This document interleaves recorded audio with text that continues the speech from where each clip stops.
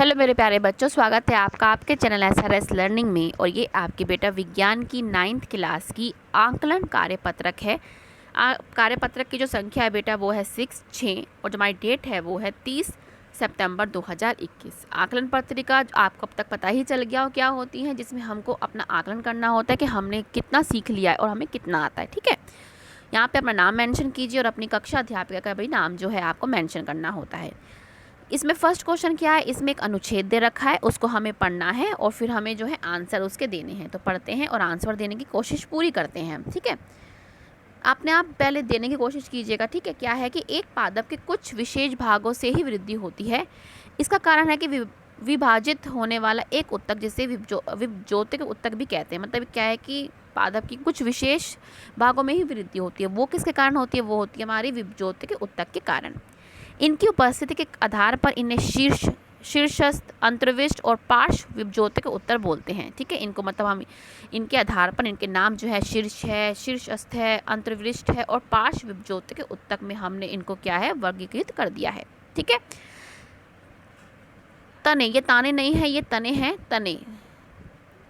तने और जड़ों के सिरों पर उपस्थित उत्तक शीर्षस्थ विभजोतिक उत्तक कहलाता है। जो मतलब आपकी जैसे ये जड़ है और ये क्या है आपका तना है, तो इसके ऊपर जो इसके ऊपर और नीचे जो होती है वो कौन सी होती है? शीर्षस्थ विभजोतिक उत्तक। ठीक है, विभजोतिक उत्तक मुख्यतः विभाजित होने वाली कोशिकाओं से बनते हैं। मतलब ये क्या है, जो विभाजित होती रहती है उनसे बनते हैं। और तने की परिधि या मूल में वृद्धि पार्श्व विभजोतिक उत्तक के कारण होती है। जो ये मोटाई होती है ना पेड़ की, ये किसके कारण होती है? ये होती है हमारे पार्श्व विभजोतिक उत्तक के कारण। ठीक है, तो हमने समझ लिया।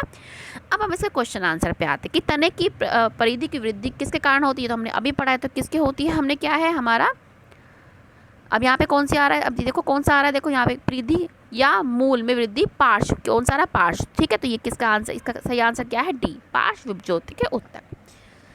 नेक्स्ट है कि एक बड़े पेड़ जिसमें बहुत सी शाखाएं हैं में जल पहुंचाने वाला उत्तक का क्या नाम है? वो है जालिका वाहिकाएं। क्या होती है? जाइलम वाहिकाएं। क्या होती है? जाइलम वाहिकाएं। अब है नेक्स्ट क्वेश्चन कि निम्न में से किस में भित्तियाँ छिद्रित नहीं होती, मतलब उसमें छेद नहीं होते, इनमें से कौन सा है? तो इसका जो आंसर है वो क्या है? साथिया कोशिकाएं। साथिया कोशिकाएं हैं जिसमें क्या है, जो भित्तियाँ होते हैं वो छिद्रित, मतलब उनमें छेद नहीं होते। ठीक है, अब फोर्थ क्वेश्चन है कि एक गन्ने का पौधा जिसके ऊपरी सिरे के कटने के बाद भी लगातार वृद्धि होती रहती है, क्योंकि उसके अग्रभाग में होता है। अमर कह रहा है कि गन्ने के ऊपरी सिरा काटने के बावजूद भी जो उसके अग्रभाग में वृद्धि होती है, किसके कारण वो होती है? अंतर्वृष्ट विभजोतिक उत्तक के कारण। किसके कारण? अंतर्वृष्ट विभजोतिक उत्तक के कारण। ठीक है, नेक्स्ट क्वेश्चन है कि एक व्यक्ति की दुर्घटना में हाथों की दोनों हड्डियां विचलित हो गई, मतलब अपने स्थान से वो हट गई हैं। इनमें से उसका कारण क्या हो सकता है? तो क्या हो सकता है इसका जो कारण है वो क्या हो सकता है? अस्थियां संयोजी उत्तक का टूटना। क्या? अस्थि संयोजक। ठीक है, तो ये क्या है हमारा अस्थियां से जो संयोजक उत्तक का जो है टूटना, इसका जो है आंसर है। ठीक है, अब क्वेश्चन 2 है कि सरल स्थायी उत्तक और जटिल स्थायी उत्तक में अंतर लिखो। ये हमने आपके लिए क्या है लिख रखा है, ये ऊपर नीचे थोड़ा सा संभाल लेना। ये रहा कि एक सरल एक ही प्रकार की कोशिकाओं से मिलकर बनता है, सरल, और जटिल क्या है? एक से अधिक कोशिकाओं से प्रकार की कोशिकाओं से मिलकर बनता है। इसका एग्जाम्पल पैरेन्काइमा, कोलोरेन्काइमा और इसका है जाइलम और फ्लोएम। ठीक है, ये आप यहाँ से अपना क्वेश्चन जो है देख के ढंग से लिख लेंगे। अब है नेक्स्ट क्वेश्चन कि जटिल स्थायी उत्तकों में उपस्थित जीवित उत्तक का नाम बताइए और इसके कार्य भी बताने हैं। ठीक है, उसका नाम और कार्य हमने आपके लिए लिख रखा है। ठीक है, ये रहा उसका आंसर तीसरे का। उसका जो नाम है उस उत्तक का वो है पैरेन्काइमा और उसका जो काम है ये रहा कि यह पौधों में आधारित ये तो एक तो पैकेजिंग का काम करता है। ठीक है, इसलिए इसको पैकेजिंग उत्तक भी बोलते हैं। एक इनकी कोशिकाएं जीवित होती हैं और ये कोशिका विभक्ति बहुत पतली होती है। ठीक है, ये मुक्तिबंध होना होती है। आप शायद ये पॉइंट ना लेकर तब भी चलेगा, लेकिन ये आपको लिखना है। और ये लिखना है कि पैरेन्काइमा पौधों को आधार प्रदान करती है। इनकी कोशिकाओं में बड़ी रसदानियाँ होती हैं जो जल और भोजन को एकत्रित मतलब इकट्ठा करती हैं। ये इसके फंक्शन है। आप ऐसा करना, इसका ये नाम लिख लेना और यहाँ से ये वाला फंक्शन इसका लिख लेना, ये एक ही कार्य लिख लेना और ये वाला एक कार्य लिख लेना। ये छोड़ना चाहो तो छोड़ देना। ठीक है, लेकिन ज़्यादा पढ़ने में कोई बुरी बात नहीं है। ठीक है, अब आते हैं हम नेक्स्ट क्वेश्चन पे। ये हमारा पूरा हो गया। अब ये वाला है, ये आपकी आपकी एक वर्कशीट में भी आया था, या आपकी एनसीईआरटी की बुक में भी दे रखा है। अब हमें बताना है कि ए क्या रिप्रेजेंट कर रहा है, ए क्या बता रहा है। तो ये क्या है, ए क्या, मैं यहाँ पे लिख रही हूँ क्या है, ये क्या है, चालनी प्लेट। क्या है, चालनी, ये क्या है, चालनी प्लेट। ये ए क्या है हमारा, चालनी प्लेट। ठीक है, क्या है ए, चालनी प्लेट। और बी क्या है हमारा, बी है हमारा चालनी नलिका। क्या है, चालनी नलिका। ठीक है, ये क्या है, चालनी नलिका। बी क्या है, चालनी नलिका। ठीक है, और हमारी सी क्या है हमारा, सी है हमारा फ्लोएम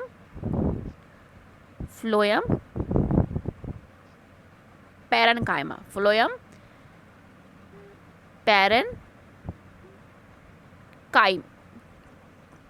ठीक है, ये आप ए बी सी लिखो, फिर मैं डी लिखती हूँ।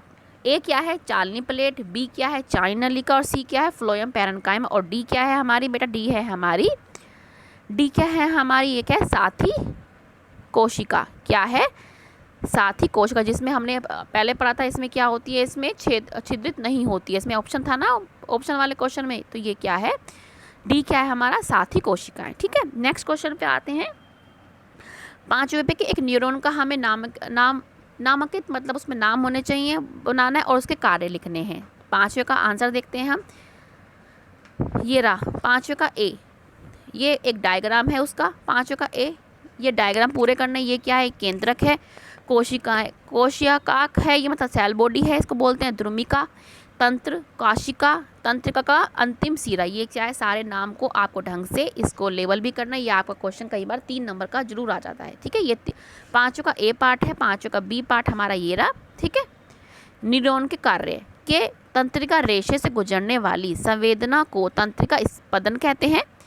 किसी न्यूरॉन की द्रुमिका और उसके न्यूरॉन का अंतिम सिरा ही संपर्क में रहते हैं और तंत्रिका स्पंदन को मस्तिष्क तक पहुंचाते हैं। ये इनके क्या है, कार्य है। और ये क्या है, हमें इच्छा अनुसार अपनी पेशियों को गति करने में, जैसे मैं क्या है, अब आपका ये क्या है, मैं यहाँ पे पेन चला पा रही हूँ, क्या है ये क्या है, हमें इच्छा अनुसार अपनी पेशियों को गति करने में मदद करता है। ठीक है, तो ये आपका आंसर है 5वें का ए। 5वें का ए वो था, ये 5वें का बी है, कि उसके तंत्रिका न्यूरॉन के या तंत्रिका कोशिका भी कहते हैं, ऐसे कार्य क्या है। ठीक है, ये आप यहाँ से बेटा कंप्लीट कर लेना। नेक्स्ट क्वेश्चन पे आते हैं। अब है आपको नाम बताना है कि निम्न उत्तकों के नाम बताने हैं। अब ये क्या है कि वसा के भंडारण के लिए कौन सा उत्तक जो उत्तरदायी है, तो कौन सा होता है, वो है वसा उत्तक। कौन सा होता है, वसा उत्तक, या वसमीय भी बोलते हैं इसको। ठीक है, ये बोलते हैं वसा उत्तक, इंग्लिश में इसको एडिपोज टिश्यू बोलते हैं। दूसरा है एक अस्थि को दूसरी से जोड़ने वाली, मतलब एक अस्थि को दूसरी अस्थि से जोड़ने वाली वो क्या होती है, वो होता है हमारा स्नायु। क्या होता है, स्नायु। ठीक है, नेक्स्ट है हमारा जीवों की ऊपरी सतह को ढकने वाला उत्तक, वो कैसा होता है, वो एपिथेलियल उत्तक। कौन सा होता है, एपिथीलियम